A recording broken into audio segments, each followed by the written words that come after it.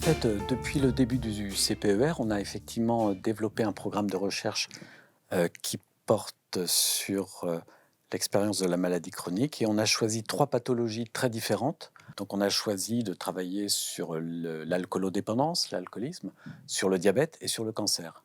Et du coup, c'est vrai que dans ce cadre-là, on travaille aussi avec des partenaires du CHU, de l'INSERM, de la fac de médecine pharmacie, Pierre Ingrand et Isabelle Ingrand notamment, qui nous ont permis d'ailleurs d'avoir accès à une population de personnes soignées pour le cancer, en respectant les protocoles médicaux d'ailleurs pour les aborder.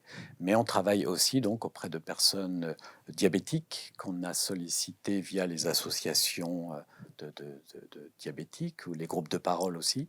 Et on a mené des séries d'entretiens auprès de personnes qui sont passées par des centres de cure ou de post-cure au niveau de l'alcool, de l'alcoolisme, de l'alcoolodépendance. Donc en fait, on a choisi 3 pathologies très différentes pour essayer à la fois d'avoir une perspective transversale sur la maladie grave, la maladie chronique, et en même temps très différente pour saisir les spécificités, les différences, et essayer de les éclairer les unes par les autres. Et du coup, de se rendre compte notamment que l'institution de soins, l'hôpital notamment, ont un rôle très différent en fonction de la pathologie, en fonction des pathologies. Il y a des pathologies qui sont prises en charge massivement par le système de soins, l'hôpital par exemple, c'est le cas du cancer, c'est un petit peu le cas aussi du diabète, c'est très peu le cas de l'alcoolisme. Donc il y a d'autres pathologies qui peuvent être très lourdes et qui donnent des taux de mortalité et de morbidité, comme on dit, très élevés, et pourtant, voilà, qui sont très peu prises en charge, en fait, par le système de soins. On a mené un peu plus de 80 entretiens, clairement, donc oui, on peut dire ça, entre 25 et 30, ça dépend, pour chaque pathologie, et on a dans certains cas, et c'est surtout le cas du cancer, interviewé effectivement les proches. C'était moins le cas pour l'alcoolisme et pour le diabète parce qu'à l'origine, on avait moins de fonds. On a obtenu d'autres fonds en cours de route, par la Ligue nationale contre le cancer, qui nous ont permis aussi de mener plus d'entretiens que ce qui était prévu au début. Donc les entretiens durent, on a chiffré tout ça, en moyenne 2h20. On a mené quelques entretiens avec les couples. Et ça, c'est pour le cancer en particulier. Et c'était très intéressant de mener des entretiens en fonction des souhaits aussi des personnes, soit avec la personne soignée et avec la personne que cette personne soignée désignait comme aidante, comme proche en tout cas, comme ayant facilité, aidé, accompagné la personne. Donc soit séparément, soit ensemble, ça dépendait aussi des vœux des personnes. Et c'était intéressant aussi de mener des entretiens comme ça, approfondis, enregistrés, qui ont été retranscrits, qui font l'objet actuellement des analyses de contenu. On a réfléchi et on a travaillé longuement sur ce qu'on appelle les guides d'entretien en sociologie. Et effectivement, on a un guide d'entretien qui est commun à toutes les pathologies. Donc du coup, on n'interroge pas spécifiquement les personnes en fonction de leur pathologie, mais on les interroge en fonction de leur carrière, en fonction de leur trajectoire, mais plus exactement, les interroger sur leur trajectoire de vie, pour essayer d'identifier l'impact, on va dire, les effets de la maladie, on va dire, dans leur vie, dans leur parcours de vie, et du coup, en leur posant finalement toujours les mêmes questions. Et l'une des questions, c'était, est-ce que vous pouvez me raconter ce que l'irruption un petit peu de la maladie a entraîné dans le cours de votre vie.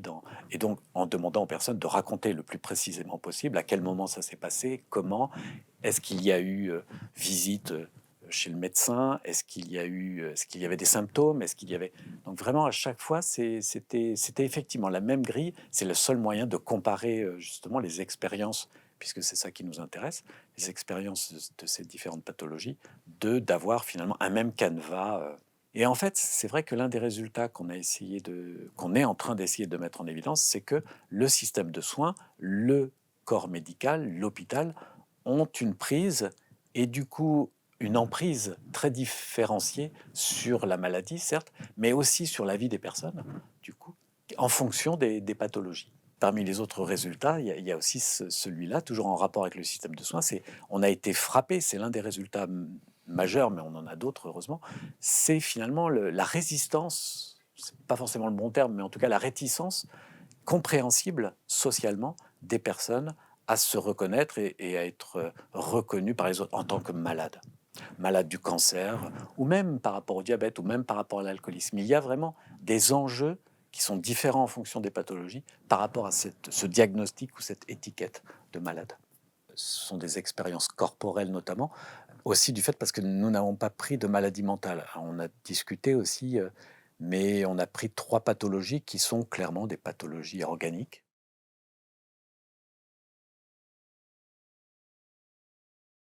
Alors, ce qu'on s'est rendu compte, c'est que finalement, c'était pas si simple que ça, même au-delà de la comparaison entre les pathologies, de dire finalement quels sont les effets que ça peut engendrer, y compris du point de vue du corps.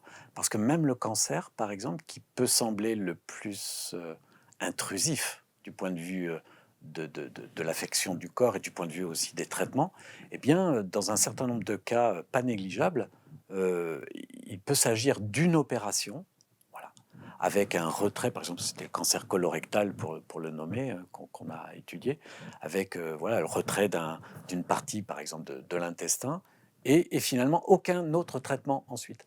Donc du coup, voilà, en fonction des pathologies, mais même à l'intérieur de chaque pathologie, en fait, l'expérience elle-même peut être très différente. Et je ne pense pas qu'on pourra vraiment le mesurer scientifiquement, mais une des hypothèses, ce serait de dire qu'il y a probablement plus de différences dans l'expérience de chaque pathologie qu'on a choisie qu'entre les différentes pathologies. Par exemple, on peut faire des points communs entre le diabète et l'alcoolisme, parce que tous les deux se réfèrent, en tout cas le diabète de type 2, à l'alimentation, et donc ont des conséquences très drastique en termes d'alimentation, en termes de consommation, que ce soit de l'alcool ou alors le sucre, notamment pour le diabète et l'alcoolisme.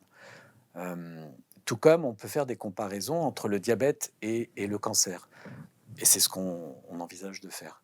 Mais par rapport au corps, c'est vrai que l'atteinte corporelle, elle est très différente à l'intérieur même de chaque pathologie. Par rapport à l'alcoolisme, ce qu'il y a, c'est que, et c'est sans doute la spécificité de l'alcoolisme par rapport au diabète et au cancer notamment, c'est qu'il a plus d'effets, d'impact sur la vie familiale, sur la vie de couple, sur le maintien du lien familial, voire du lien social d'ailleurs, parce qu'il y a beaucoup plus de cas de désocialisation, c'est un terme que les sociologues n'aiment pas trop, parce que ça ne veut pas dire grand-chose, mais en tout cas, de bouleversement au niveau du lien social et familial antérieur par rapport au diabète, et plus encore par rapport au cancer, qui n'engendre pas forcément à long terme un bouleversement radical de la façon d'être vis-à-vis des autres, ou qui n'engendre pas autant de ruptures conjugales notamment. Euh, alors que l'alcoolisme, oui, très clairement, l'alcoolisme est très souvent associé avec une rupture conjugale qui peut précéder, accompagner, suivre. Alors que du côté du cancer, finalement, on va avoir beaucoup plus de solidarité, voilà, de solidarité intrafamiliale. Alors que l'alcoolisme va venir vraiment perturber le lien familial, le lien filial, le lien conjugal, etc.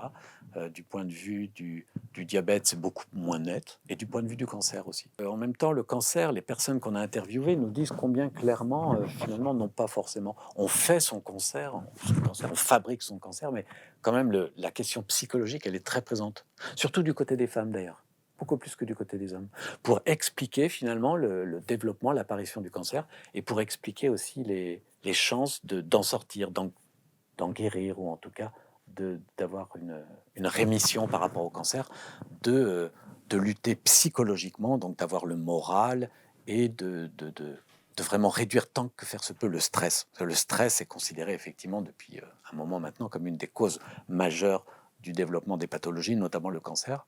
Ça n'est pas forcément prouvé scientifiquement, mais dans les représentations ordinaires, voilà, le stress est vraiment l'ennemi presque numéro un pour s'en sortir, pour guérir.